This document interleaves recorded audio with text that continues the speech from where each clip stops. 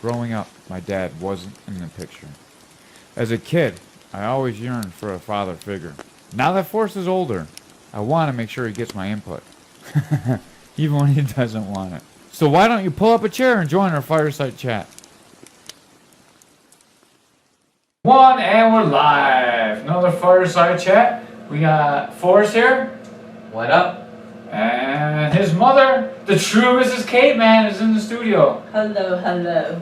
We actually started these chats just so you had something to listen to when you're away on trips. I know, I appreciate it. Yeah, so now you're here. Actually, I didn't appreciate all the time. Yeah, we've definitely put some less than savory stuff out there. That's what we do. Try not to drop my rock star on the expensive board. So, why are we here, Forrest?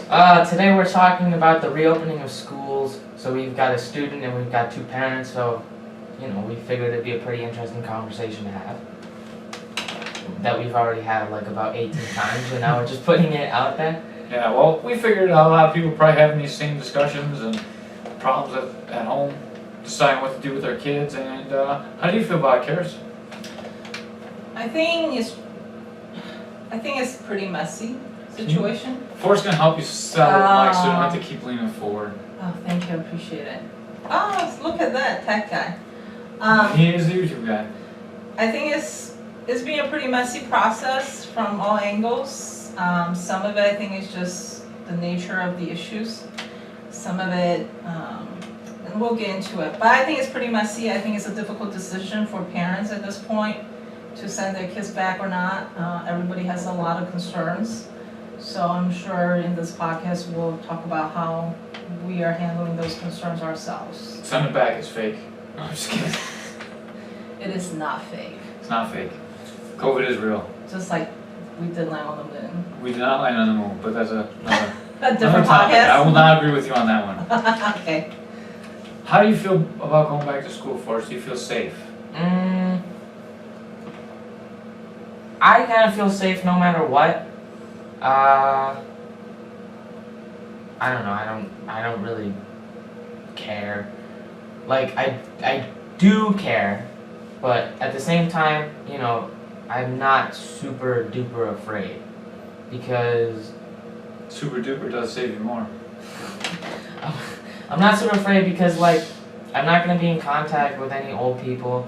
I'm not gonna be. What about Lala?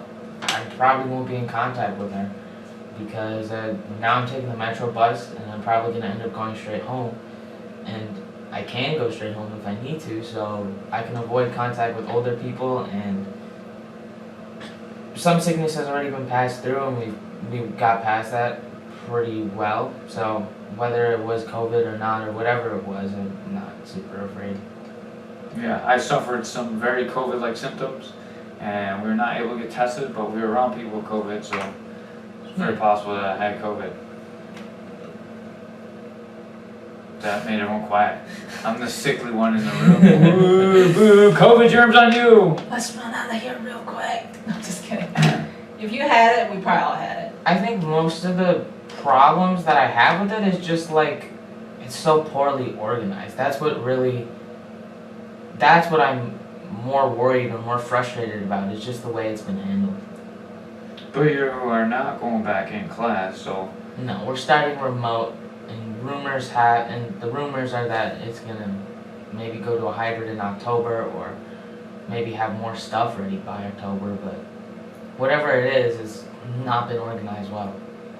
Yeah, Buffalo really dropped the ball. Although, I do think Buffalo schools didn't do a very good job. I do think some of the other local schools did a pretty decent job getting ready to go. What do you think, Karis? I think initially I thought that too, when a lot of school came up with a final plan as far as are they going full online, fully in person, or some form of hybrid. So I thought those schools might have been had a better handle than Buffalo Public. But now that more news are coming out from parents and teachers from all the different school districts, and I see that maybe they made a quick decision. In a way, that's a good thing, but I can see that it is still very messy in terms of how everyone involved reacted to those decisions. What about you, man? I think all around it's just been really frustrating for everybody, whether it's like Buffalo where the district refuses to do certain things or it's just been really slow, or if you're somewhere like where school has already started maybe and it's just been handled very poorly with no concern at all. So either way, I mean, it's just everywhere in the US has been a problem with schools reopening. As a parent, I have a real hard time with the hybrid model, I think. I think the hybrid model is just, it's difficult to look at because it's not our traditional full in-school model where we're used to the kids going every day. And I think to me, given the spring online session that the children had, I'm less than impressed so far. And I know that was kind of like, everybody was just sort of thrown into this pandemic, so nothing was very prepared. But at least by, we started mid-March to start this online effort with the children. And at the end of June, we were still pretty messy with that whole situation. And I feel like we have so much technology these days that I would say by May, we should have been on a better course of things.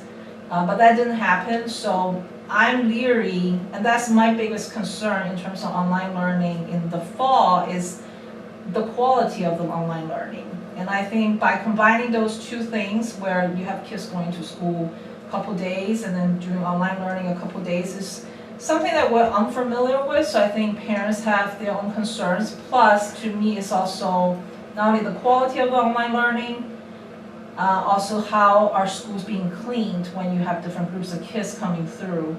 That's some of the issues. I'm not sure how other districts are handling it, but I feel like Buffalo Public has not been handling those questions very well at all. Talking about progression, there really has been none.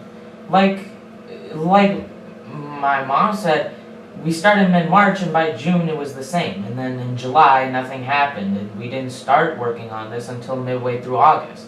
So I really think that another huge problem with the way Buffalo schools and most schools have handled this is we haven't done anything or we weren't doing anything until mid-August, when we probably could have been working on it, like at least started working on it in July at the latest. Well, I do agree that they should have been working on it, but as a business owner that has to deal with COVID, I would say that the governor not releasing guidelines until the middle of August did not help the schools prepare for any of this. I mean, they didn't know what they were supposed to do until literally like a week and a half ago, Right. 2 weeks now. So I agree with you on that, and that was something I was going to bring up, is the governor kind of pushed that decision out to August the 7th, and I think he pushed out a little further out in terms of giving more clear directions as to how the state is going to proceed with school. That delay in decision definitely play a part in how unprepared schools are and start doing things at the last, feeling like they're starting to do things at the last minute. But also I would say that challenge of the school is that we're all adults, we're all smart people. In terms of, we found out about this pandemic in March, and as far as things are going globally, we see that online learning was probably inevitable to a certain extent, right? We knew when we sent these kids back to school in the fall, there would be some mix of online learning that would be thrown into it, either full online or partial online. So I think the school district, even without the governor's guidance, could have started looking, at least working with the Teachers Federation, which that part to me, Buffalo has always been very political with, between the district and the Buffalo Teachers Federation. I think that's something that they could have been working on during the summertime before the governor make his decision, because we know it is inevitable. So why wait? Like these conversations could have gone on a little earlier, pending the governor's decision. So I think that's something that the school district and the Buffalo Teachers Federation could have done better, having those earlier conversations. Now, have that happen? I'm not really involved in the district politics until this whole school thing started. So I can't say they didn't, but as far as everything I read, I would say I feel like they did not do much during that period of time that they could have done something with it. I agree. I think it is very political. Buffalo more than the other schools, Mm-hmm. but I do think the teachers. Speaking of teachers and the Teachers Federation, I do think that they have a legitimate gripe about how they are expected to do all these things. Like the Buffalo one, we've seen it in the City Honors chat group that we're in. What the teachers are asking for are all reasonable things. They want to know what they can do with sick kids, what to do with kids that don't listen to the mass, how they're gonna clean the bathrooms, how they're gonna clean the school, what they're supposed to do about handouts. Like all this stuff seems like stuff that should be already decided before you're Right. required to say if your kid's going in person or not. I feel like what the teachers are asking for is like what everybody's been asking for and what everybody's been waiting for, really. Yeah, I think initially, so before the school district held meetings with parents, district-wide meetings with parents, the first news article I read was that the Buffalo Teachers Federation, the head of it, Mr. Rumor, had came out and wrote something, and then the district came back and say, well, you know, Mr. Rumor, if you use less time to write news press release and actually come to the meetings, have some dialogues, we might get something done, right? So I was like, oh, this is not setting up to be good.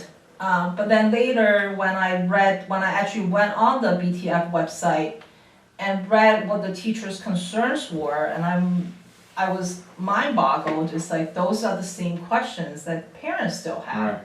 and the district really have not addressed them, because the very first district-wide parent meeting I attended,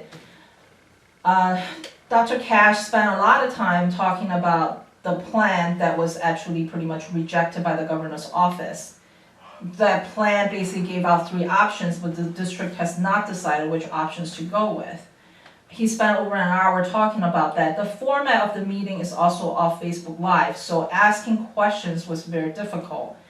Plus, it was a district-wide meeting, so that means Buffalo is complicated, right? We have multiple schools compared to suburbia's schools. Most suburban schools have maybe 3 schools, 5 schools, sometimes 1 school. We have a slew of schools in this district, and in very invariable stage of chaos. And also, you have parents from pre-K through kids going into 12th grade, all in that same meeting. And I would say that's unfair to a lot of people because we all have very different concerns. My concerns for a child entering 9th grade is very different from a parent who have children going to kindergarten, 1st grade and 2nd grade. Middle school parents will have different concerns, and I would say 11th and 12th grade parents will have different concerns from us too. So having those meetings was not very productive as far as my assessment for that meeting is. I went to the next meeting with the technology meeting, kudos to the technology team. It seems like they definitely have done some work with, you're looking at me like I'm doing something wrong, so. No, I'm just looking at myself in the camera. Oh, okay, that's fine. So the second meeting I attended was that the technology department had a meeting, kudos to them. They seem to have addressed some hardware technology issues, like giving out proper equipments to the students who need them. They started addressing some of the connectivity issues. But when it came to the question of the quality of the online learning, they pretty much had no answers. Right. So that was the biggest concern. I think a lot of the suburban districts did a lot better job getting their material out there. I talked with Kim at work. She said they had online classes for everything. There's lectures for all their students. Last time, before this ended, Forrest basically was just given homework packets. Right. Homework packets and then more work. There wasn't really a lot of direction, and I think that's okay for lower grades. But when you get to 6th, even like at 6th grade, you kind of want your teacher's guidance because things start to get more complicated, and just looking at the words and reading the words, or just looking at their pre-typed directions, are not as helpful as having them in class and having them be able to explain things to you. Like when I was reading my science book, my understanding was much lower than when I actually went to, the science meetings and the teacher explained it, and then things started to come to me. So when it comes to online learning, I think them just giving us work was really frustrating and made it hard to learn. Yeah, that's not really what I would consider online learning. Yeah, I think even, I talked to my friend who has a child in a, what are those schools called? What's Tapestry? Charter school. Yes, sorry, that term just escaped my head. But even charter school did a better job back in the spring in terms of providing lectures, live lectures. That students are being held more accountable than the Buffalo students. The Buffalo students, from my perspective, were not held to a high standard, were not held to be accountable for their learning. Well, it's hard to be accountable when you're not really being taught. Here, do this homework, Drake. We're not going to grade you on it. Good luck. Yeah, and that was my thing. I was trying to tell someone, thinking back when I was Forrest's age, I would not have wanted to sit there for 6 hours a day, do pretty much self-paced study, learn from materials that you are unfamiliar with, and then basically sit there and do homework, hours and hours of homework. I didn't even want to do homework when I went to school and just had, well, we had a lot of homework from where I came, but I never really, like, homework was not something kids wanted to do. Right. No one wants to do homework. Even smart kids. Forrest is pretty smart. He doesn't want to do homework.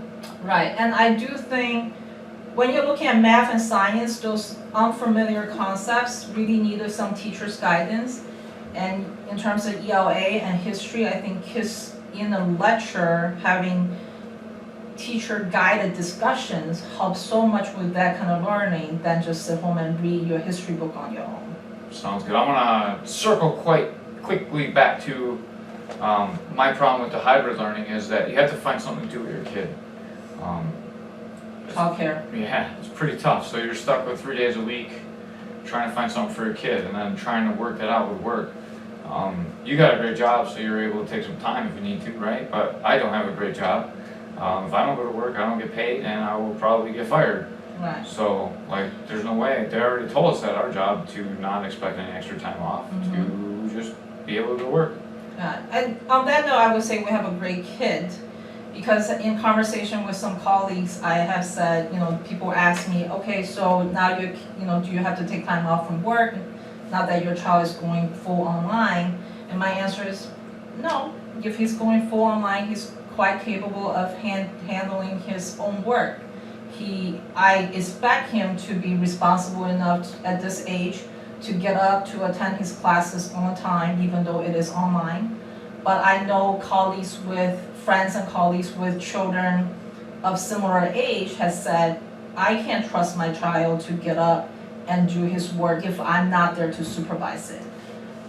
And I think that could be an issue. And obviously for younger children, that's definitely an issue because you're not going to leave a 5, 6, 7, 8-year-old by themselves trying to make sure they log on, they find their classes, and they attend and sit there and not play with fire. How do you teach a kid how to read? You gotta go online and teach them how to read. Right. So, I don't know. We're making sure these kids grow up real fast here. Yeah. I have been dying to circle back to the district for just 1 second. Another gripe I have with the district is something that, is temperature checks. Because one of their plans was like temperature checks at home, masks are optional. And I think that is not super difficult. Because some places or some people might want the school to do tests every day all the time, which is really expensive and time consuming and difficult to do. But temperature checks and masks are not hard. Temperature checks and masks are a lot cheaper than daily testing and do, somewhat of a decent job of preventing the spread. And the fact that the district thinks that they're incapable of doing temperature checks really confuses me because temperature checks aren't hard. The thermometers that you put up to somebody's head take like 2 seconds maybe at the most to get their temperature and then the kid can keep going. If you have like 10 people doing that, even in a big school with like a couple hundred students, it's not going to take hours and hours. So you got 100 kids outside trying to socially distance in a blizzard. Well, so back up on Forrest's comment a little bit for his frustration. This came from the district, Mr. Dr. Cash's comment that the district is not able to handle temperature check on site. So the district want parents to take their children's temperature every morning before they send their children to the school. So the concern is, some parents already said, I'm not even home during that time of the day. I work, I'm a single parent. Even if it's a 2-parent household, sometimes both parents are working at that time. Because those are older kids, they may have been expected to get up on their own and go to school on their own. So they cannot be there to do the temperature check. And for crying out loud, to some of the parents in the district, school is their only option for childcare. So sometimes they may have to sacrifice the fact and say, you know what, my child has kind of a temperature, but he looks like he's all right, so let's send him to school. I know that's happened, not from our house, because I'm a big proponent of saying, if your child is sick, please leave your child at school. And I know I say that in a way, probably people will say, oh, you're so privileged. Yes, in a way I'm privileged because I have a job that will allow me to do that. But let me also say that I worked very hard my whole life to get a job that I can do that for. So maybe it's privilege, but I achieved that privilege by hard work. But also, what if a kid is sick and the parent's temperature check was not enough?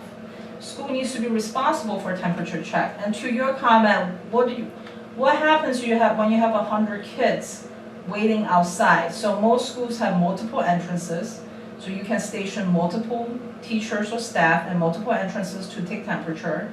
And a survey from Buffalo Public Schools says 60% of parents have already elected, even if there's in-person school, they want to do full online learning for their children. So all of a sudden, you're already down 60% of the kids who are not going to go to school. I was being facetious when I said that. Right, but you also split up those 40% kids in multiple schools and multiple entrances. So I think it's a doable thing.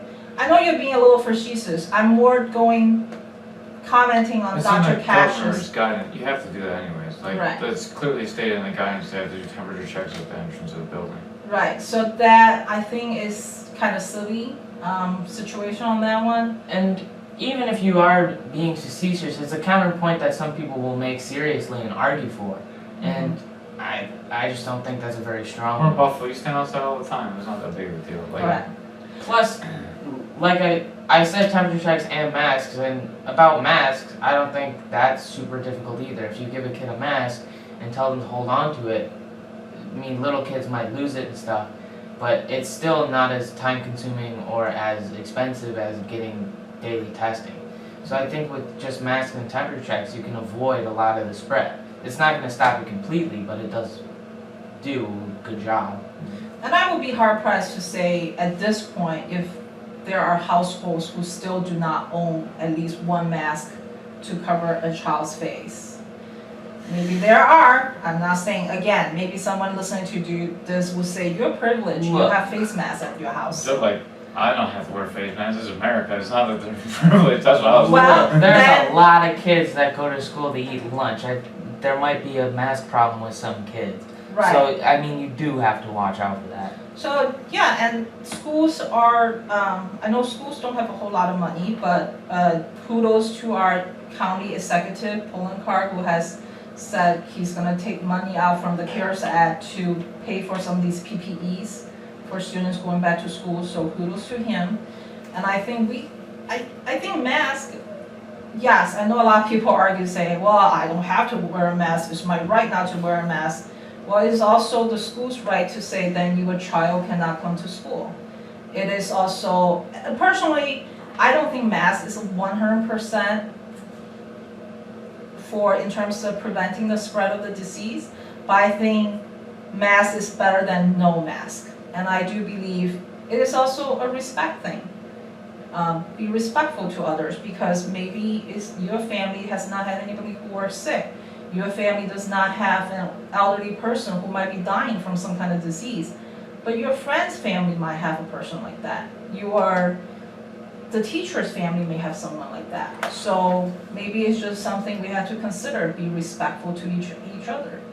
I think there's also a lot to say about the teachers that we haven't really said yet. You know, teachers are usually not young. They're, like, some of them may not be old, but I mean, it's pretty clear when you go to school that most of your teachers are going to be at an age where they're in an age range that is more susceptible to COVID. Or So- at least dealing with elderly parents. Yeah, so I'm sure, like, there's another part of it where you want to protect your teachers too, because teachers are super important and They're essential workers. right. I don't believe teachers have been qualified They as have, essential. Trump made them essential Oh, they workers. made They're them essential essential, workers okay. now. And I think teachers, Okay. I think teachers deserve that protection because they are at a much higher risk than the children they're teaching, and And kids are scummy, no offense. right. I mean, I'm Forrest not arguing agrees. with that. So, I mean, teachers, I think, really need that protection because, you know, their job may not be obviously high risk, but it's pretty high risk, especially during a pandemic. So, between like the flu, COVID, and just dealing with, you know, bad kids, I think teachers really deserve, you know, that respect and that attention to make their jobs safe. Gotcha. I want to touch on one more thing before we get out of here. We're already almost at 30 minutes. We're killing it on this one. Wow. What do you think about teachers teaching in class and online learning at the same time with cameras in the classroom? There's a huge debate on CHS, and I got some things to say, but I want to start with you. That's gonna be hard.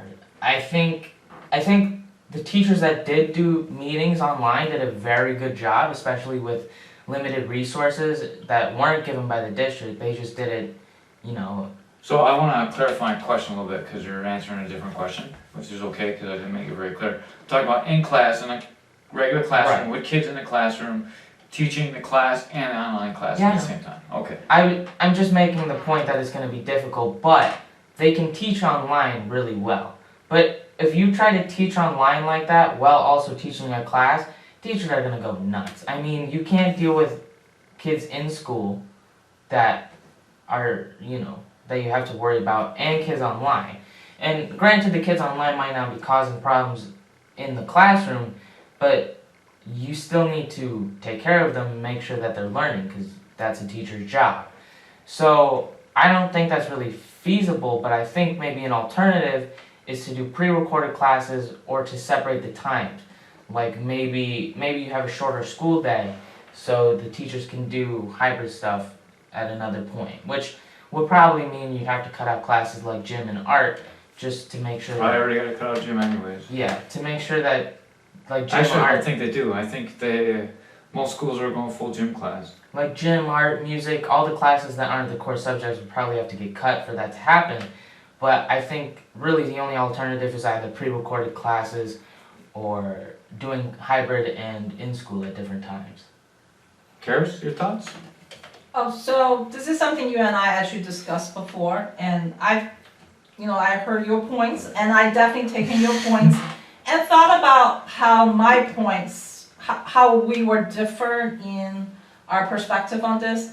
My initial response to this question was like, yes, why not? We have the technology. Put a camera up in the classroom, and then you're just recording the teacher while the teacher is teaching anyways. It's the same lecture. Perfect. No problem.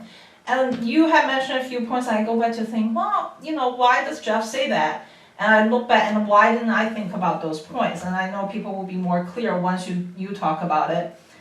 And I went back to think about it is, I came from a very different educational background. I went to a private school when I was little, and then I went to a top-notch secondary school when I was older. I went to And those things, again, I work hard to get to those places. And those places that I went to learn, the worst kids are the kids who maybe have watched porno manga during lunchtime or cuss out each other. We get in trouble for that. We get in trouble for cussing out each other during lunchtime and get caught. There are no kids being disrespectful to teachers. If you're disrespectful to a teacher, you're pretty much immediately getting expelled.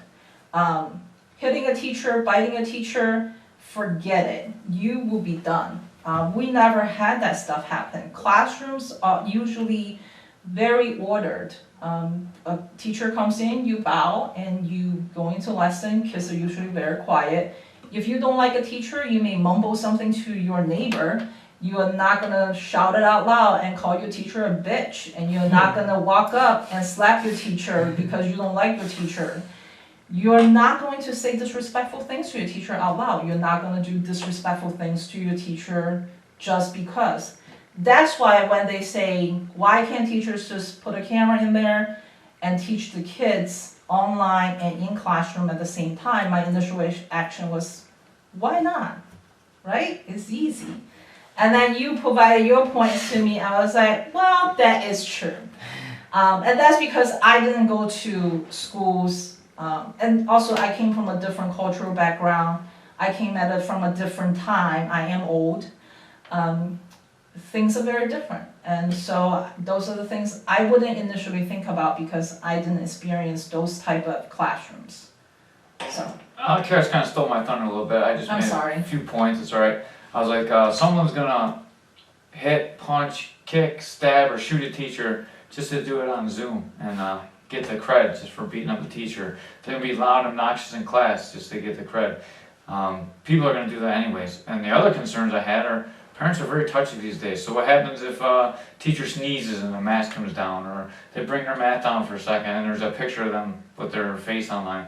There's a lot of real concerns for teachers. If I was in the teachers union, I would not want a camera in my classroom. Teaching a class is like terrible. I've seen kids at my school, which is a pretty good school, talk back to teachers or, be loud in their class or and not really listen to their warnings and just kind of take their warnings as to be just a little bit quieter.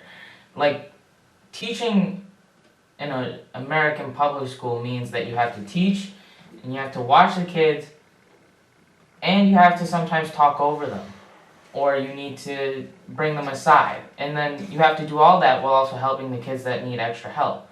So teachers trying to do that in a classroom while also trying to, help the kids on Zoom or whatever we end up using is going to be pretty much impossible. Yeah, I've even seen a kid fight an assistant, so I don't really think it's going to be. And Forrest comes from probably the best school in the public district for Buffalo right now. I would say his school is almost like a private school. It's not feasible to do both of them at the same time. Right, and I just want to say from teaching one class with a person on Zoom, it was crazy trying to teach a class because we have socially distant people that are just training with dummies, so you're doing that. You have two groups of people who are training with partners, so they're doing different material. And then you have one person at home on a rug, which you're giving a third material to, and you're trying to watch all three at once. Any teacher answering a question on Zoom, they're going to lose control of that classroom in 1 second flat.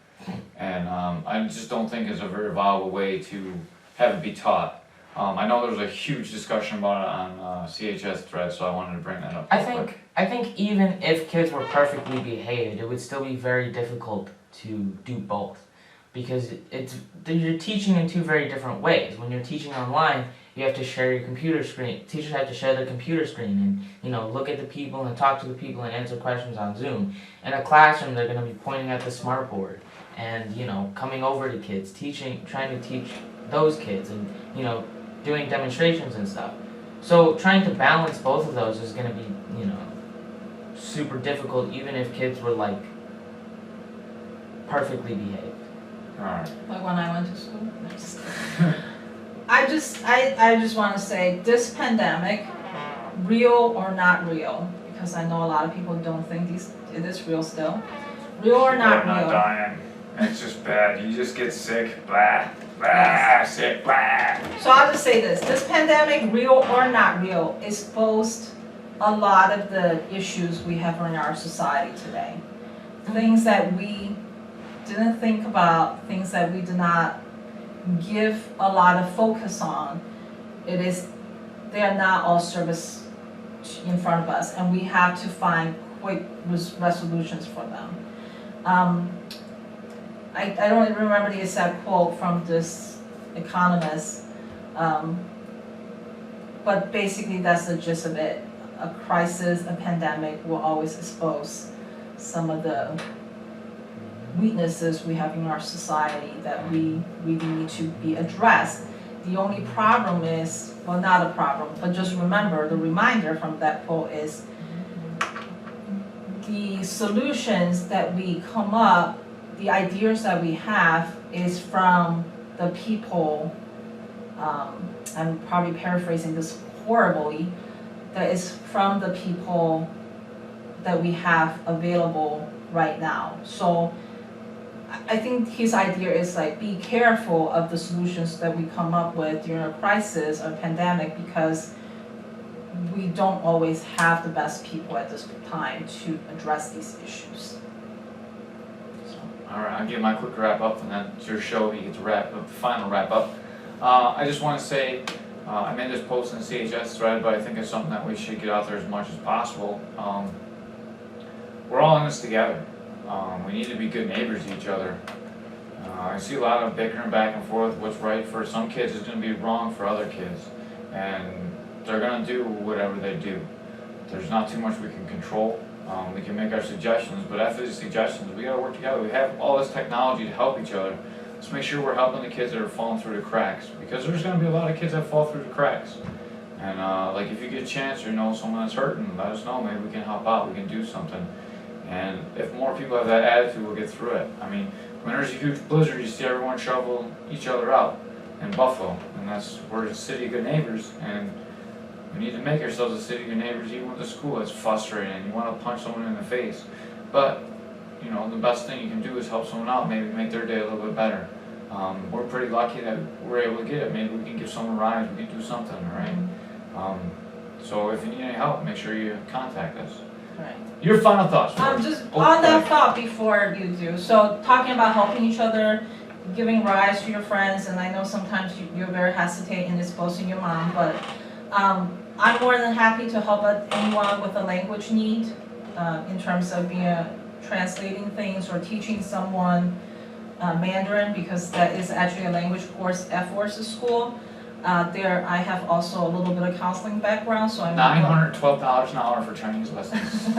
I'm also happy to, talk to anyone who needs someone to talk to during this time, and I did that for my students during the pandemic, where we had some open forums to discuss the concerns and worries that everyone have.